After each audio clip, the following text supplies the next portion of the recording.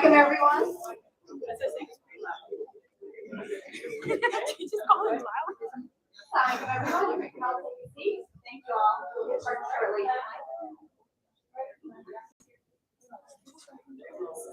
Oh, thank you. Oh, is a Sidi Uthman? Hello, this is not on. Oh, I must have switched it. There we go. Okay. He wants. Yeah, you do. I don't know. I'll do it. I'll do it. Okay, Bismillah. So we now have one of your very special, your own Sayyid al-Qawm. You know, there's a beautiful tradition of the Prophet ﷺ where he says, Sayyid al-Qawm khadimuhum, that the Sayyid of a people, who is basically the leader or the honorable of any group of people, the honorable amongst people. Sayyid has lots of translation. One of the translations of Sayyid is the prince. So the prince and princesses of any group of people are the ones who do the right, who are the ones who serve and do service. So mashallah, we have a very nice person who's certainly our prince, mashallah, but certainly an older brother for me as well. Sidi Uthman, we can hopefully have you to do some bless the gathering with some inshad, inshallah.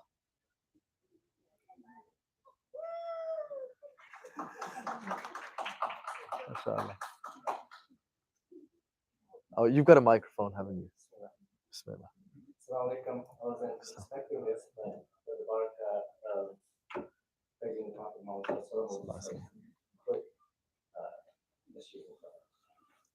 اللهم صل وسلم وبارك عليه وعلى آله. كم لك من نعمة علي، كم لك من نعمة علي، ولم تزل محسنا إلي، ولم تزل محسنا إلي. قضيتني في الحشا جميلا، قضيتني في الحشا جميلا، وقلت لي قبل والدي، وكنت لي قبل والدي. الله الله الله ربي، الله الله الله ربي، عوني وحسبي من سواه، عوني وحسبي قل هو الله. خلقتني مسلما ولولا، خلقتني مسلما ولولا، فضلك لم أعرف النبي، فضلك لم أعرف النبي. أسجد حقا على الجبين، أسجد حقا على الجبين، نعم وخدك والناظرين، نعم وخدك والناظرين. الله الله الله ربي، الله الله الله ربي، عبدي وحسبي من لي سواه، عوني وحسبي قل هو الله. يا ربي صل على النبي يا ربي صل على النبي ما تليت سورة المثاني ما تليت سورة المثاني وآله وصحبه بارتوها وآله وصحبه توراً بها النفس بالإيمان بها النفس بالإيمان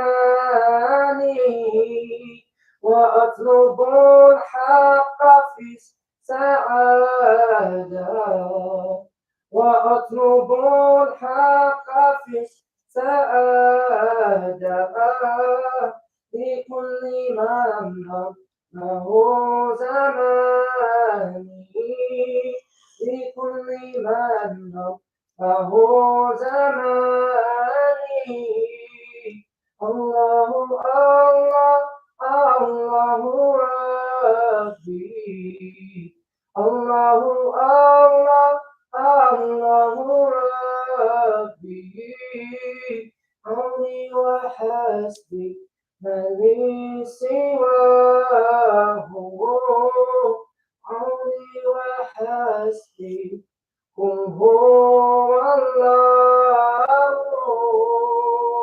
اللهم صل وسلم وبارك عليه وعلى Allahu Akbar. MashaAllah. Jazakallah khair. Thank you so much. Bismillah. So we continue. So I'm going to do a few more, inshallah. Just cover a couple more. Bismillah. So this one is another verse of the Quran that's read generally as well in the morning. Right. So لو أنزلنا هذا القرآن على جبل لرأيته خاشعا متصدعا من خشية الله وتلك الأمثال نضربها للناس لعلهم يتفكرون. Right. So I'm going to stop there, but the rest you guys can read, inshallah. And you feel free to like take a picture of it if you want, or if you want to make a note of it. This verse here, لو أنزلنا, if we had sent down هذا القرآن على جبل, if we had sent down this Quran upon a mountain, لرأيته خاشعا, you would have seen it shake and split out of or from the khashyatillah, out of the reverence or the awe of God. And like this, we strike similitudes for mankind, لعلهم يتفكرون, perhaps, or in order so that they may think deeply, يتفكرون, that they do deep fikr. This is, sorry for the live stream, I can't sit for long. This is very, very interesting, okay, because this is indicating something really, really precious. It's saying if we sent down the Quran upon a mountain, this is what you would have seen happen to the mountain. Have you guys memorized the Quran in any capacity? Every person here has memorized the Quran in some capacity. And so by it coming down to the Prophet ﷺ, by the mercy of our wonderful tradition, it has made its way to your heart. Now the interesting thing with this is, and this is again the Quranic worldview, and this is the opposition to any other worldview that's other than the Quran, is every other worldview other than the Quran is one of doubt and change. Doubt and change will have you confused naturally, right? Because it's like a goalpost changing, football, the real football. Right? It's always changing. No offense, brothers, come on, man. But it's always changing. So how do you play? How do you work to that? And so based upon that, how does man see his own self? Based upon a framework that changes, how do you see yourself? So no wonder why we have a crisis of self-worth, for example. People ask themselves or judge or misunderstand their own self-worth. And this is saying that if the Quran was sent upon a mountain, you would have seen it shake. How can you ever doubt then your own existence when you carry the Quran, the same mountains that would have crumbled with the same degree of Quran that you have, it would have crumbled. And so it's again a wonderful tradition, a reminder of your one's capacity. Along with that, this importance of being people of fikr. Now here, there's these amazing names of God that are mentioned. And one of the beauties of the names of God, and I'll say this without actually going into all of the names, is remember this. When you know somebody, what's your name, bro? Taimur. I have a friend called Taimur. You know what I call him? Tay Tay. Why do I call him Tay Tay? It's love, isn't it? It's just love. I might call you Tay Tay one day. Yeah. But that's a low level love because I'm just throwing a random name onto him. Imagine Taimur did something really amazing. Yeah? Imagine just some really amazing, like, I don't know, dress really nice one day. Dress really nice. It's not that amazing, but it's something nice, right? Not amazing, but it's something nice. You dress nice. Imagine I see Tay Tay and I say, tantalizing Tay Tay, for example. Right? What? That would be indicative of an increased type of a love. This is the nature of naming things, the power of words that we have. And the Prophet ﷺ used to name all of his items, right? That this is incredible to name. But what's also amazing is the impact of names. So when I call you tantalizing Tay Tay, you'll walk out of here feeling a bit more tantalized, guaranteed, right? If I say the opposite, something bad of Tay Tay, yeah, then you'd be like, your shoulders would drop a little bit. So if as human beings, the way we use names, right? So your mom has all these nice names for you, etc., etc. These are all indications of love. So to ever know somebody, what's your surname? Uruj. Surname. No, not your sister's name. No. What do you say? Second name. Last name. What's your last name? Murtaza. So, so Taimur Murtaza. Now look, Tay Tay tantalizing Taimur Murtaza. What a difference, right, Mr. Murtaza? These are all indicators of love and this experience of love. All of a sudden, Taimur Murtaza in this whole experience has just got something special about him. You know him, I know him, whatever capacities we know him. This relationship that we have with God, this love that we have with Allah subhanahu wa ta'ala, the way we come to know Allah more is by self-knowledge and by this experience of this world. And by experiencing this world and having these experiences, we come to know Him more. The whole affair is to come to know God.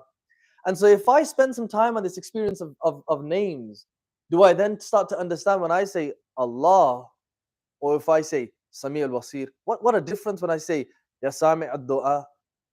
When I say Ya Allah, and I say Ya Sami ad-Du'a, there's a whole different experience here. When I say, oh, one who listens to my dua, it's a completely different experience. So in the same manner, when Allah is reminding you of your incredible capacity by saying that if we gave the Quran upon a mountain, you would have seen it shake, but you still are here, aren't you? Right? It's quite nice, isn't it?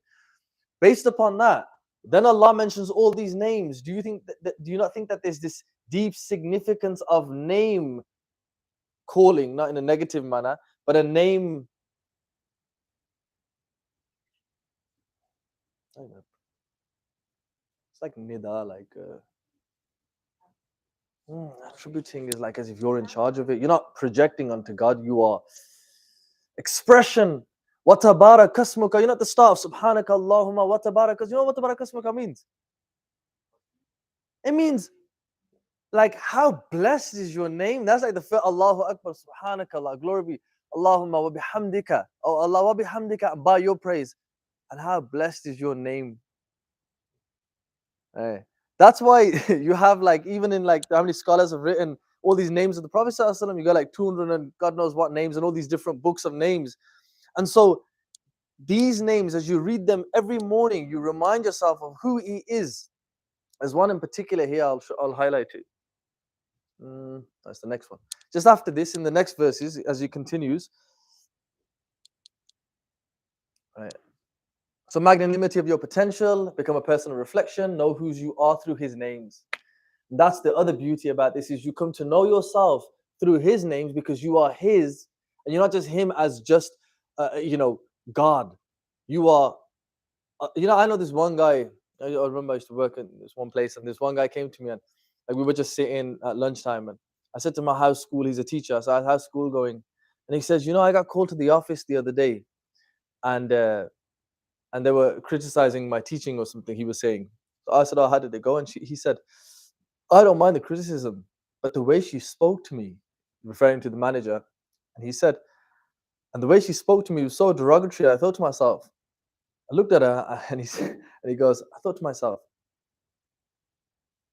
don't they know whose we are?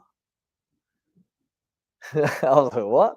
It's like, we're from the Ummah of the Prophet. So I was like, don't talk to me like that. And it was just interesting to see his state of belief that manifested in such a manner where his self-worth was predicated upon his relationship, not one that he projected, but one that he discovered with God. And if you're wise enough, you'll realize that you can never really have any problems with anyone, because if you really understand that everybody is God's slave. And that's why the great Hafiz, when he says that in this world, it's a banquet and you're a guest and everybody else is a guest. So the one who invited you invited them as well. So if you got love for your guest, then you have to have love. If you have love for your host, then you must have love for your host's guests as well. And he's promoting this incredible way of being in this world. But again, he had this idea of the names of Allah, and huwa al-khaliq al-bari al-musawwir. And this is interesting. Khaliq and Bari and Musawwir, these are generally translated very similar: the creator, the originator, and the shaper. But this is what I really like about this is the idea that any tension you have with yourself has manifested by some person's negative perception of you, and you have arrogated their perception of you over God's perception of you. And if you remind yourself of God's perception of you, because He created your wonderfully big nose, right? Or your wonderfully big ears, and by the other person's standard, your nose is big and therefore they don't like it, and you might be like, in the mirror. But by God's standard, God knew the smaller nose version of you, but God doesn't make mistakes. So if you maintain that relationship with God, your nose is perfect. But you can only maintain this self-image and all these self-images from a physical or a metaphysical manner based upon the relationship with God. When you understand that little girl over there, what's your name again? Maryam. Like Maryam's rosy cheeks are so perfect. And may Allah protect her and her rosy cheeks. But that is just the way she was meant to be, etc., etc. And it's all good saying with Maryam and her little rosy cheeks, and she's getting all red now. Mashallah. What about the rest of us with the stuff that we're like? Don't pick on me now. And so these are like Khaliq, Al-Bari, Al-Musawwir. Musawwir is, surah, like sawwir, like making an image. Like He made that specific image. So there's, again, incredible amounts of like insights in this. So I'm just gonna save space. A'udhu billahi samii alim minash shaitanir rajim. This one, like I've been reading this for years, but I don't know if anyone's like a Star Wars person here, but there's a show called The Mandalorian. I'm sure by this point you must have seen there was a moment where a legendary character called Luke Skywalker returned in the show after 35 years off screen. So it's like two seasons late, so that's on you. Nah, yeah, spoilers. Anyway, so this guy, Luke Skywalker, comes back in CGI form. So I was watching a reaction video, it went viral on YouTube. Whereas there's this one, he's like a YouTuber. He was watching, like doing a live reaction video. And as Luke Skywalker, he starts to appear through the music and then the lightsaber. And this guy, you can see his face is incredible. He starts to get emotional. He gets more emotional, and then the moment Luke Skywalker appears, this guy is like crying. It's on YouTube, he's crying his eyes out. And so I'm watching this, I think it's subhanAllah. Because I didn't look and say, oh, how pathetic, kufr, no. I looked at it and I thought to myself, Luke Skywalker as an idea is his safe space that has manifested after so many years, who he has attributed himself to, and in the appearance of that it's almost like what should have been the case is his love for Luke should have been the love for the Prophet ﷺ. But because he doesn't know about the Prophet ﷺ, it's like his state was like my or your state. If we had seen a dream of the Prophet ﷺ, we wake up and we'd be like, SubhanAllah, the Prophet ﷺ appeared in that whole moment of, Tal al Badru alayna, and it's like it kicks in, and then you see him, and then you're just gonna break down. That and this idea here is that we all are seeking these safe spaces. These safe spaces free from worry, free from trouble, etc., etc. And the dunya will always offer us these false forms. And then, the sequel movies came out and everyone got disappointed with Luke Skywalker. And the point being is this is just the conjuring of man, and we have all these wonderful constants. Unfortunately, I had so many more to do. I'm just going to do one more, and that's going to be the most pertinent. This is good. This one is this. You wake up in the morning and you are part of our tradition is to say, Allahumma inni asbahtu. I woke up fi ni'matin wa afiyatin wa sitr. The beauty with our tradition. Imagine any one of us lost our loved one, right? We lost our loved one and we're all sad. Our tradition is in the evening or in the morning, you're still supposed to be saying, I entered the morning or I entered the evening. Inni asbahtu minka fi ni'matin. I still woke up in ni'mah, wa afiya, wa sitr. I still woke up in ni'mah, but the really beautiful, so many beautiful things about this. But watch this bit. So if in the evening you say, amsaytu minka fi ni'matin wa afiyatin wa sitr, a reminder that that I'm still in blessings, no matter how my day went, no matter how how many loved ones I lost or what happened or my house got robbed. Fi ni'matin wa afiyatin wa sitr. Is there a better positive psychology, positive affirmation that you can do than that? And then the other beautiful thing is, you then say to God, fa'atmim. Right? You say, so complete for me my blessings, complete for me my ni'mah, complete for me my afiyah, my well-being, right? So if you lose an arm, right, you say, Allahumma inni asbahtu minka fi ni'matin wa afiyatin, and you literally say, I'm still in well-being. Why? Because it forces you to say, well, I still have another arm. Or it forces you to, it's impossible to say, I woke up in blessings and then believe you're not in blessings. And it's that idea that I was trying to say, the words affecting the mind, affecting the spiritual state. And so by saying this, you are reminding and placing yourself back into shukr. And now you start to be the type of a person who lost his arm, lost his friend, house got robbed. And the following morning, you're walking around saying, well, at least I've still got the house. At least I've still got the second arm. And whatever the third thing was, I forgot. And then you also say about the sitr, and sitr is covering. So you say, complete the covering for me. So however you veiled me and you're giving me respect in this world, and people still have respect for me and they don't see my sins, etc., etc. And the Prophet ﷺ said, whoever reads this 3 times a day, 3 times in the morning, has fulfilled his or her gratitude to God for that day. Did you ever think you could thank God enough? Well, thanks to the Prophet ﷺ, now you can. And imagine what an experience that is to do that. And so you have that, you have this other one, then you have Raditu billahi rabba wa bil islami deena wa bi sayyidina Muhammadin sallallahu alaihi wasallam nabiyyan wa rasula. I'm pleased with Allah as my Lord, the Prophet sallallahu as my Islam as my deen, and the Prophet sallallahu as my messenger. And if you read this regularly enough, and then when the angel is in your grave and he asks you, the moment you die, and if you read this regularly, the beauty with this is, if you read this regularly, I shared it in the class tonight. If you read this regularly in the morning, anyone who reads this 3 times in the morning, Allah will please that person by the evening. And anyone who reads it in the evening, the hadith is, Allah will please them by the morning. Anyone who's consistent in reading this, Allah will please that person on Yawm al-Qiyamah.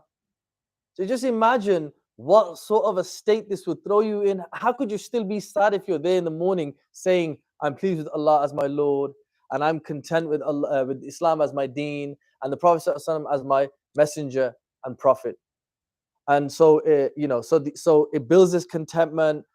The empty cup is truly full. This idea of that my emptiness before God is actually me being full now, because I achieved this optimism. and I open myself up to new possibilities, because if you believe that you read this and Allah will please you, then you're forced to look for things that will be gifts from God, right? And so it's just a perfect formula by a God who has created us and manifested by the Prophet ﷺ. The freedom mantra, Hasbi Allah la ilaha illa alayhi tawakkaltu wa rabbul arshil azim. Read this 7 times. What happens when you read this 7 times? The Prophet said, you get the reward. What reward do you get? As if you freed a person from bondage. So what does that mean? When would you read Hasbi Allahu la ilaha illa alayhi tawakkaltu wa rabbul arshil azim? Nobody ever reads that except they feel tied down by something or restricted by something. So that freedom, the freeing that you're doing, is you're freeing yourself by saying, Allah is enough for me, Allah is my wakil, Allah takes care of my affairs. 7 times, done. And then if you send salam upon the Prophet ﷺ, what happens to you? He sends salam back. And what happens to you? What do you think your life's going to be if the Prophet ﷺ sends salam upon you? Literally just say, Allahumma salli ala Sayyidina Muhammad wa barik wa sallam salli alayhi, right in this moment. And what happens to you? The Prophet said salam back upon you. How can you not be in the same state? That's why many of the teachers say anyone who reads salawat regularly, you'll never see him depressed. You can't be depressed if the Prophet ﷺ was praying for you 24/7. You can't be anxious as long as you're maintaining that connection. And one of the ways to test it is say to yourself, this is a real test, by the way, if you're really interested, is say to yourself, you're going to read it like 10 times a day or 100 times a day, whatever you aim for, 1,000, 10,000, whatever. I knew a guy who did it 10,000 times a day. I said to him, how do you manage to do it 10,000 times a day? He goes, you see, my wife, she watches a lot of TV and I don't. And a long time ago, I was in Morocco. I said, how do you 10,000? How do you do 10,000? Because my wife, she watches a lot of TV. Little Belgian guy. So this is like instant elevation. You prayed upon by the Prophet ﷺ, and you're paying respects to your champion. Being expected. I just wanted to do one last one. Yeah. Masha Allahu kana wa ma lam yasha' lam yakun. I mentioned this in the class, but I feel like this is the one that people need all the time. And this is the one I'll finish on. Masha Allahu kana wa ma lam yasha' lam yakun wa la hawla wa la quwwata illa billahi al-ali al-azim. What Allah has willed has happened, and what He did not will did not happen. It is the absolute, not just coping mechanism, it is the reality of the situation. In any given moment, what's the worst thing that could happen? I don't get married to the girl I wanted to get married to. I don't get the job that I was working so hard to get the promotion for. I worked so hard to save up money and I lost my money at this thing. Any single thing that will shake up any single person, they will look for some type of a thing that will grant them. There is nothing better for you to say, Masha Allah. What Allah willed, kana, happened. Wa ma lam yasha, and what He did not will, lam yakun, did not happen. Wa la hawla wa la quwwata illa billahi al-ali al-azim. So this is just a reminder that it's like, you know when they say Hakuna Matata? What a wonderful phrase. This idea of, oh, it means no worries for the rest of your days. It's a problem free. We call it deen. It's a problem free theosophy. Right? MashaAllah kana. We'll get you to sing it. But subhanallah, it's truly just MashaAllah kana. You know, and it's incredible. You know, I go have a lot of students that just try it. Wallahi, anytime difficult thing happens, trouble happens, things don't go your way, just say MashaAllah kana. Right? What He did not, what He willed happen, what He did not will did not happen. Bye, Felicia. And just move on with your life.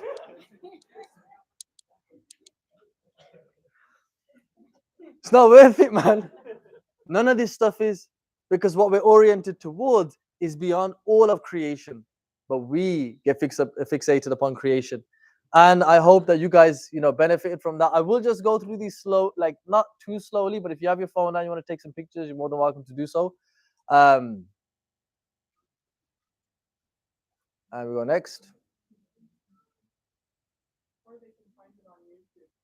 Yeah, but the commentary is not there. But yeah, just the little section on the left. That's why I've left it there. Otherwise, there's plenty of stuff, and I will get to that as well.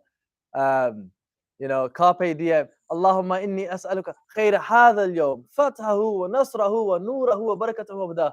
Like, seize the moment, live the day. Allahumma inni, I ask you the khair of today, the barakah of the day, the lights of the day. Did you know that there was a great scholar in Islamic tradition who had a whole Islamic psychology based upon light therapy? Basically, you know, Huberman's talking about it all the time. Just go get some sun. So, yeah, etc., etc. So this, what you're seeing here, what I'm just sharing here, is from a particular compilation by a scholar. It's a particular formula. It's just grouping words and sayings of the Prophet ﷺ. It's called the Word Latif. It's by a particular scholar, Imam al-Haddad.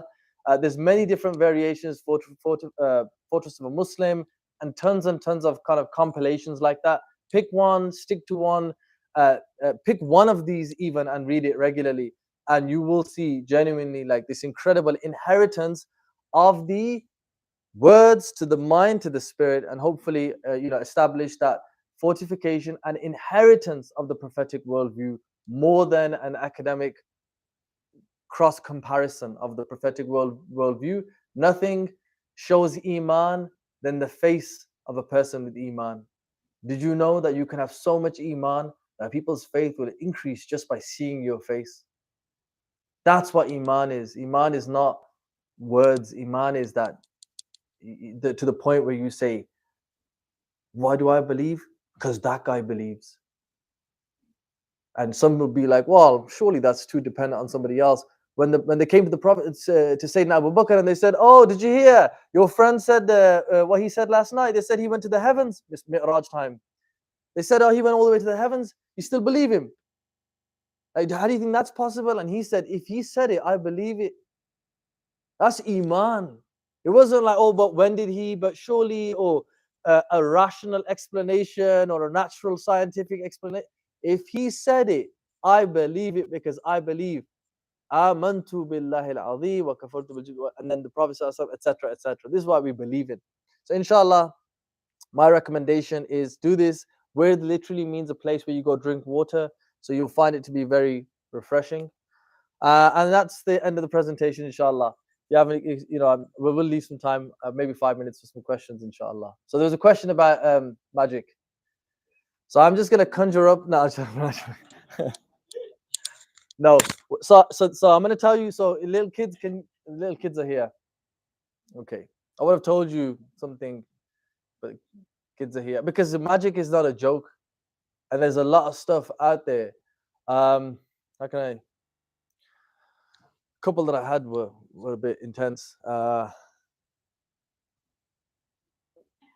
come to me at the end then, and I'll tell you some stuff. Okay, I'll tell you one thing. I'll tell you one. No, these kids, yeah, I like genuinely like. It's not gonna, like if they're gonna get involved in real sihr, is not to mess around, is it? They're not gonna. Real sihr is like, is real damaging stuff. It's way more than hasad. Hasad is when people get the evil eye. Evil eye is intense. Evil eye is not a light thing. You can't just think that you can just post pictures of your kid or you post pictures of your favorite hairstyle and not expect hair loss. Unless you read the Qul A'udhu bi Falaq and Qul A'udhu bi Rabbin Nas, wallahi. Because how many knots did they blow on the Prophet ﷺ that when these witches, when they did that? 11 knots.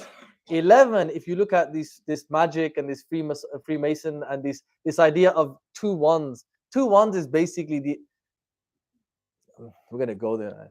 Two wands. Okay, so I'm going to speak about science you don't know, but I'm just going to reference it. I don't really know it either, to be honest with you. I'm not into like juju stuff, yeah, but it's good to know a little bit. So I appreciate it from mathematics, because in mathematics, early mathematicians never understood or were comfortable with the concept of zero. Why? Because zero meant nothing. So why would you write zero? Because nothing is nothing. Nothing can never be something. Once we started to use the number zero, we had allowed the definition that if nothing is something, then something can come out of nothing, and ta-da. Do you get it? These are philosophical implications of basic things. One was the significance of one was never considered a number, because one is not a number, because anything itself is one. Two of those things are numbers, because two lots of it. So you don't say, hey, there's one Batman. You say, hey, there's Batman. To say there's one Batman doesn't make sense, because Batman's Batman. If you say there's two Batman, that makes sense. So one was never a number. So one always represented the unit itself, which was the unit of all units, which is Allah, the one, the Wahid. So they like the number 11 because 1 is this indication of like this opposition, defiance to one. It's not even 2, 3, 4, or 5. So that's why these Freemasons, these 33-degree Masons, and all this type of stuff love the 11, the 22s, 33s. So 11 was the amount of knots that were, and you can find tons of books on this. I'll give you another little story in a bit. So 11 was what they read upon the Prophet ﷺ, and the Mu'awwidhatayn, Falaq and Nas, have 11 ayahs. 11 ayahs will protect you from all of this type of a madness. But as for I'll just mention it. I'll mention it PG. There was in the UK, there were 2 instances where young Muslim girls at the ages of like 16, 17, in a public place, where in broad daylight, had found themselves engaging in a type of a dance that was a very derogatory dance for girls to do. If you know, you know. And so people were shocked, and this was recorded, etc., etc. And so one YouTuber, like, he brought that girl on to to speak about it. She's obviously really sad when it had happened, but she'd done this really ridiculous dance or whatever. And when she asked her like, well, why did you dance? And she said, well, she said, I can't explain it. The music came on and the music took over. And the mad thing is there were literally like 40, 50 people there in a big circle. And there was a guy like just playing some music. But once that music kicked in, this poor Muslim girl, she was not even like, she was a solid Muslim girl from Birmingham, mashallah, they're pretty good. And as she said, she said, my intellect left me and the music took over. Now, this idea of music took over is not alien. Everybody knows this trance music, the music takes over. I'm sure the song lyrics, something like that, let it take over. So I'm sure, I don't know, but I just, it sounds like I must have heard it somewhere. So these types of ideas of things just creeping in and taking over, you can't avoid and you can't disassociate with rock music, drug use. It's just, these things are part and parcel. So these are the types of magic that are established out there that bring this type of stuff in. Another one is technology. Technology's whole aim, one of the earliest aims of some of these and superheroes also, I did some research on it, that some of the guys who created these superheroes were really they were meant to be modern idols. The guy Jack Kirby or whatever it was, who made some of these, he was like, literally, the idea of them is basically the new Christ. So people don't need to look at Christ, they look at these other characters. And so they had like, these are troubled beings. Like if you just study Western philosophy, you'll find that they're really troubled beings who were just carrying their trauma and trying to like talk about it or do something in the world that would counter it. And so I was gonna mention something, but I'll mention one last one. Is there's this the guy who made the atomic bomb? What's his name? He's got a movie coming out. Oppenheimer. Did you know Oppenheimer tried to kill his teacher? Tried to kill his A levels. We call it A levels. It's like high school. He tried to kill his high school teacher. He got away with it because he had some connections in school. So you're talking about a really problematic guy.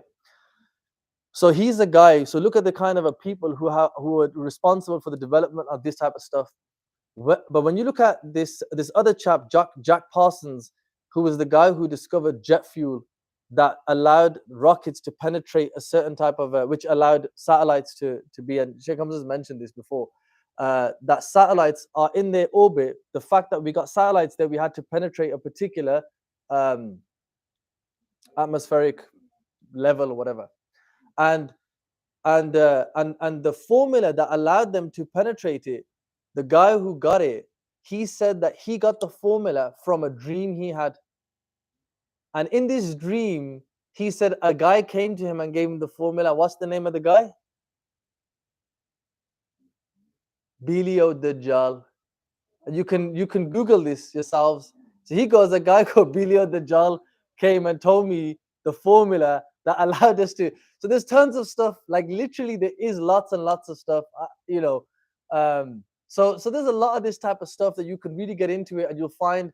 I mean, it's not hard to see like how as Balenciaga recently with that madness that they were showing. Like, just ask yourself, you want to know magic? What makes fashion designers create such? Do you know what I'm referring to? Okay, you someone tell it, yeah. Just tell it, and then I don't need to say anything. Khalas. Just ask yourself, well, how do we get to those types of states? What type of what takes over? And then you also have to look at other cartoons and sometimes subliminal stuff that they've stuck in it. I mean, there's just tons and tons of this stuff. Now they make now they make fun of it, so when you talk about it, you seem like a conspiracy theorist nutcase. So, but if you read قُلْ أَعُوذُ بِرَبِّ الْفَلَقِ and قُلْ أَعُوذُ بِرَبِّ النَّاسِ, and no matter how much they call you a nutcase, you know haqa'iq al-ashya, you know realities. This is what we ask for, all our reminders of realities. So sihr and this type of stuff will have. And yeah, sorry, one guy with technological advancements, he was saying that one of our aims with technology is that it becomes inseparable from magic. And if you look at like phones, they're literally like old school portals. I mean, if you pulled out a phone and did a video call, I know this is Silicon Valley, so that was half your jobs. But if you pull out a phone and you took it like 100 years ago, they would almost be like, oh my gosh, like what is this magic? But the interesting thing is, and I would kind of argue as we wrap up now, is how much khair has truly come from a lot of these things. And if you don't know, then just look at social media's isolation statistics and the sadness and madness that it creates. Is there one more question? The sister on this side? No, I don't know where she's gone. She's not on that side anymore.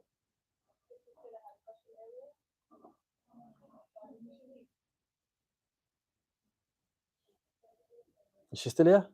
Oh, okay, brother. How much do you believe the tools of the devil can be used against them? Like, can you use these things for good if they are designed or grounded in magic or sahar or just evil things like that? Well, I'm on Instagram. So, like, okay, so as much as we're in this world, one of the beauties of our tradition is you can never give any of other than God, anything that's other than God, you can never give it more power than what Allah has given it, right? So sihr has its reality, but Allah is stronger than that, right? Like, just to remind ourselves, I mean, there's earlier du'as that I put on there that I skipped over. They were the ones that, if you read them, you protect yourself from any harm, etc., etc.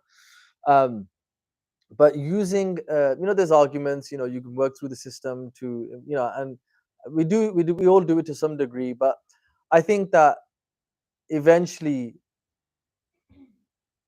if you have like a butcher's knife to cut like carrots or something, like or machete or something, like it just, you can do it, but you have to be really, really, really aware of the tool.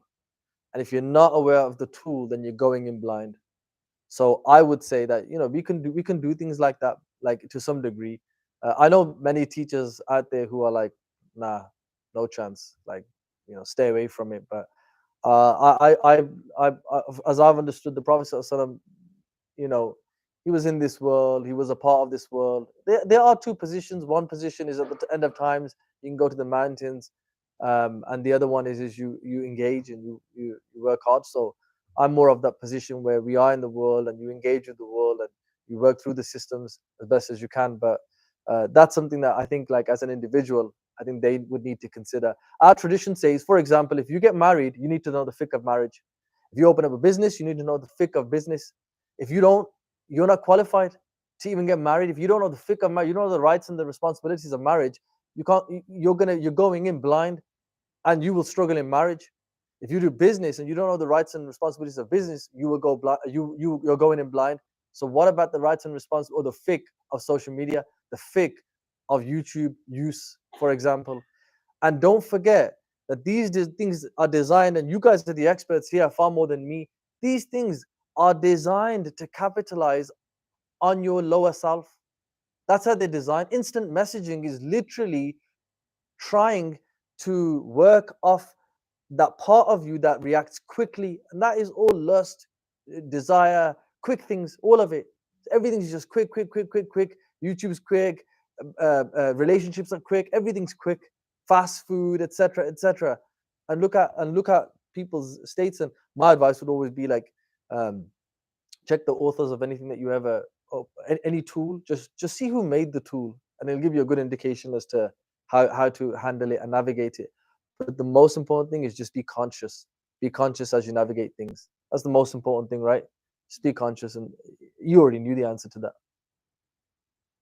Yeah. Any other questions? Or there's a brother at the back.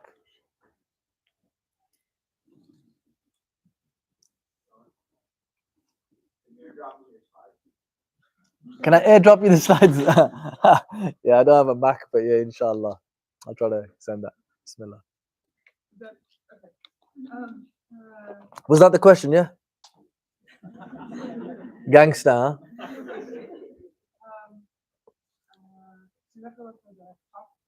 The other thing, the question I had was, how can you talked about four, we talked about four kinds of thoughts.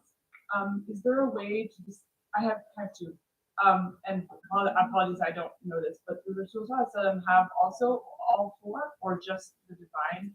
And then for us, how do we distinguish between the nafs and shaitan thoughts, and is that even important, or should we dismiss them both? No, good. So when it comes to the Prophet ﷺ, we have to remember that there's a couple of things. First of all, the Prophet ﷺ's makeup is different. He went through a process even when he was young, and certain things were removed from him. So we don't, and that removal was really just for us to kind of understand that.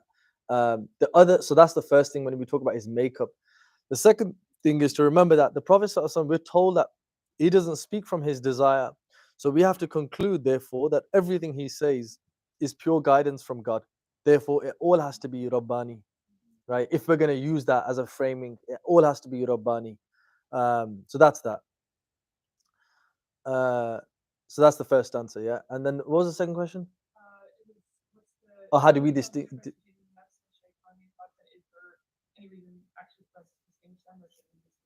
No, you know what? Really, I mean, it's going to sound funny, but knowing yourself is crucial. You have to know the nature of your nafs. Everybody's nafs is a little bit different. Nafs generally is the stuff that is to you should be aware of the nafsani and the shaitani. It's going to assist you in life. Shaitani will be the real bad stuff, the type of stuff where you're like, I thought of that.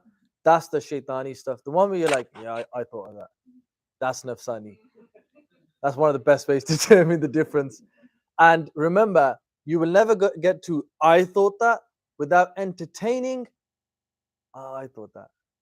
Do you get it? So oh, I don't have a whiteboard. Let's just so entertaining the nafsani will invite shaitani. Entertaining the angelic will invite Rabbani. The scholar also says that Rabbani can come at any time though. But generally, if you entertain, so can someone give me an example of an angelic thought? I had one. I was like, one example is like, say I want to do one of the non-obligatory fasts. Like I want to fast on Thursday. Yeah. So the first thing that comes up is, oh, I want to fast or on Monday. Okay, it's a good day. Actually, I have this work to do, and I probably should do this other thing, and maybe I should be caffeinated to do that. But actually, it's fine. Yeah. But maybe I could do it. But maybe not. I could do it. Well, I'll see how I feel when I wake up.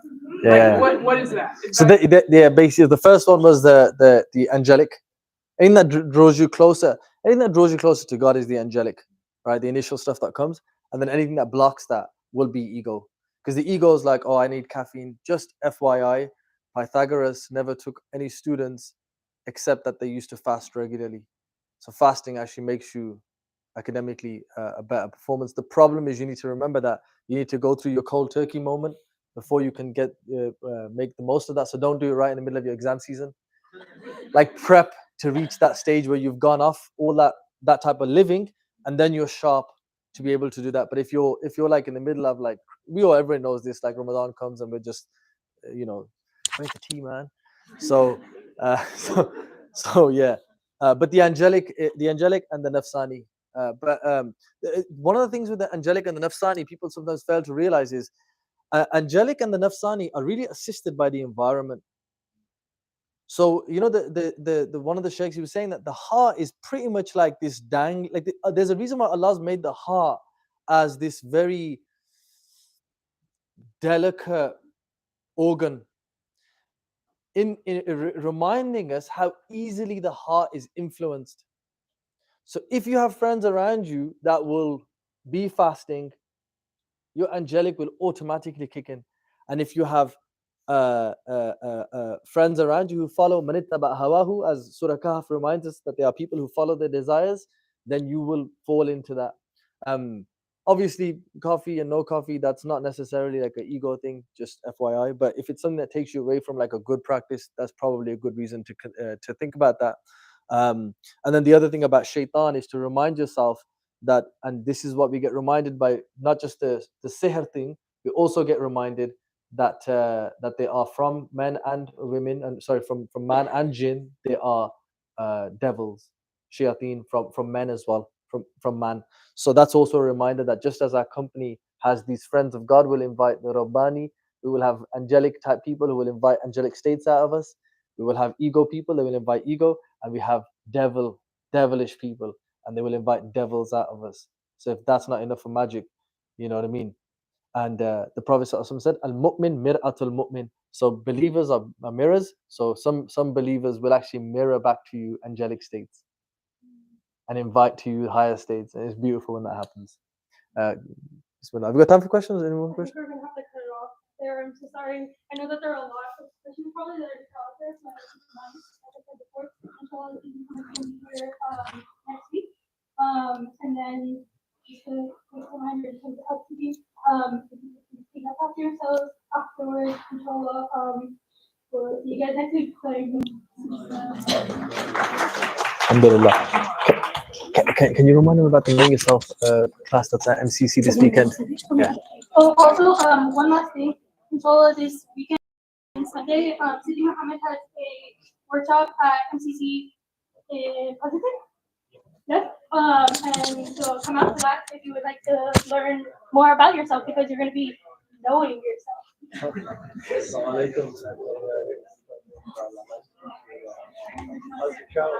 Alhamdulillah, yeah.